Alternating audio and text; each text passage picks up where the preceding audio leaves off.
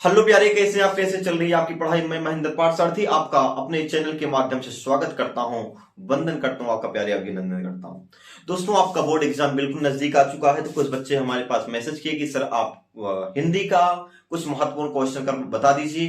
तो मेरे प्यारे, हिंदी के महत्वपूर्ण क्वेश्चन के आज लास्ट बारी है, क्योंकि आज आपके पास बिल्कुल समय नहीं है। मैं आपको बता देना चाहूंगा कि कुछ इंपॉर्टेंट क्वेश्चन जो आपको अब बिल्कुल पढ़ लेना है, बिल्कुल आपको छोड़ना नहीं है।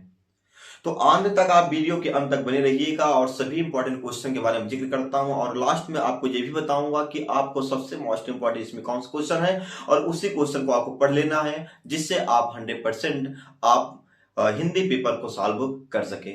अगर हम बात करते हैं मेरे प्यारे, हिंदी का जो पेपर होता है इसमें दो खंड होते हैं, एक आपका खंड का होता है, दूसरा आपका खंड खा होगा। दो खंड होंगे, एक आपका खंड का होगा, दूसरा आपका खंड खा होगा।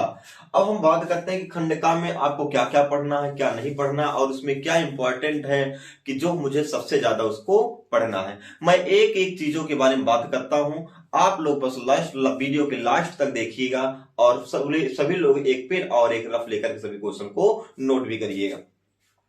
देखिए, खंडका में अगर बात करें, सबसे पहले इसमें एक गद्यांश होता है। गद्यांश में आपको पढ़ लेना है, गद्यांश में आपको राष्ट्र का स्वरूप और अशोक के फूल, दो चैप्टर आपके इतने इसमें जो है ये बहुत इंपॉर्टेंट है। हमने बहुत प्रैक्टिस, बहुत बार पेपर मॉडल को देखा जिसमें से ये क्वेश्चन आपके बार बार बहुत बार पूछे गए हैं।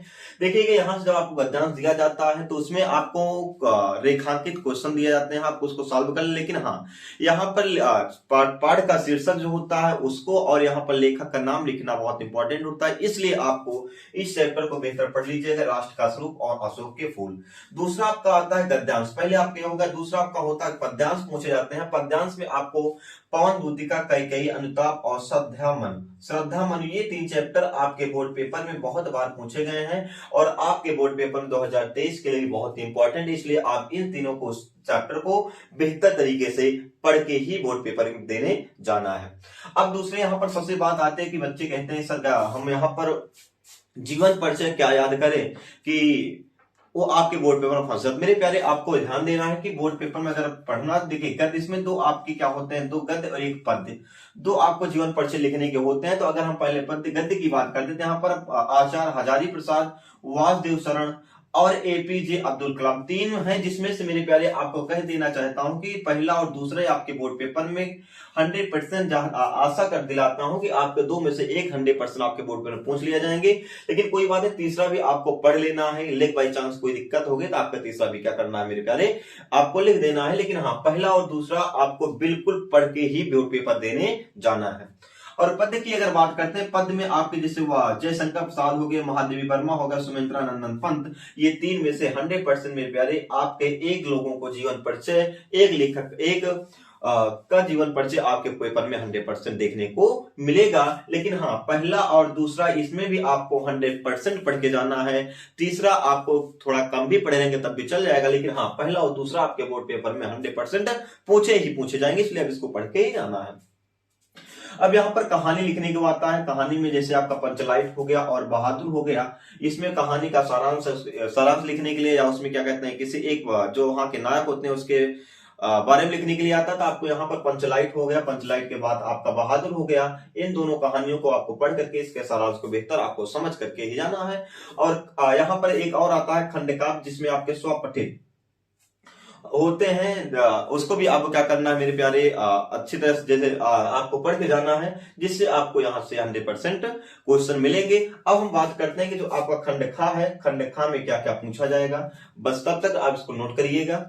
अब आपको देखना है खंड खा जो है, खंड खा में क्या क्या पढ़ना है और क्या आपको बेहतर तरीके से पढ़ना है, और सबसे इंपॉर्टेंट आपकी कौन से टॉपिक इसमें आते हैं। देखिए, अगर बात करते हैं मेरे पे संस्कृत गद्यांश, अगर संस्कृत गद्यांश की बात करें, यहाँ पर देखिए सबसे पहले आपका संस्कृत गद्यांश पढ़ लेना है।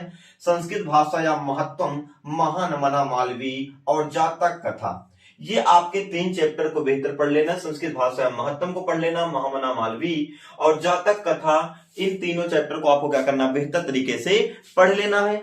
और यहीं पर एक होता है संस्कृत पद्यांश, संस्कृत पद्यांश आता है। संस्कृत पद्यांश में आपको जैसे सुभाष रत्नानी, यहां से आपके बोर्ड पेपर में बहुत बार क्वेश्चन पूछे गए हैं, और आशा है कि यहां से इस बार भी आपके क्वेश्चन क्या होंगे, बोर्ड पेपर में पूछे जाएंगे, इसलिए इस चैप्टर को आपको बेहतर तरीके से पढ़ के ही जाना है।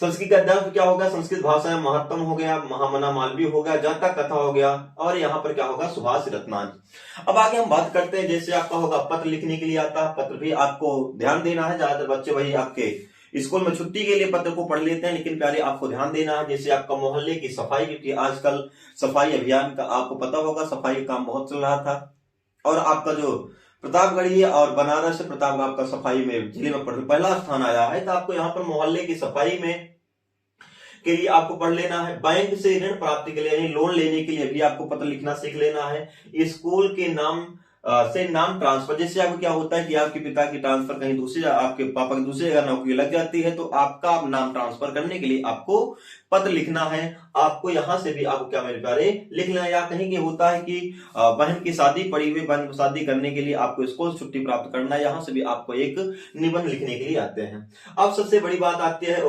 पत्र लिखने के लिए आता है। अब यहाँ पर बात आती है निबंध। निबंध क्या क्या पढ़ना है, आपको पता है नई शिक्षा नीति लागू हुई है। नई शिक्षा नीति के लिए भी आपको निबंध अच्छी तरीके से पढ़ लेना है।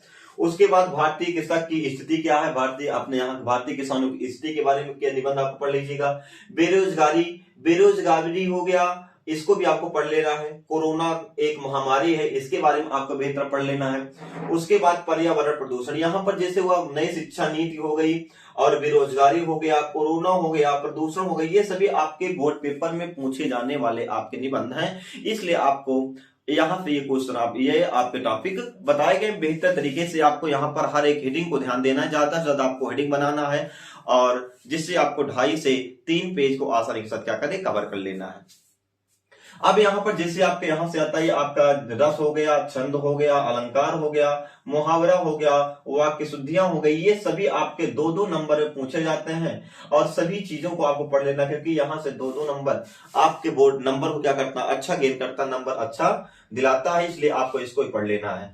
अब मेरे प्यारे इसमें कुछ इंपॉर्टेंट क्वेश्चन जो होंगे इसको मैं नेक्स्ट वीडियो के साथ आपको जरूर दूंगा, लेकिन प्यारे आपको ध्यान देना है, पहला ही पेपर आपका हिंदी होता है, हिंदी में आपको स्कोरिंग सब्जेक्ट होता है, इसलिए आपको हिंदी को बेहतर तरीके से पढ़िएगा, और एक भी क्वेश्चन आपको छोड़ना नहीं है, जो आए या ना आए किसी न किसी प्रकार से सभी क्वेश्चन को आपको जरूर सॉल्व करना है, जरूर लिखना है।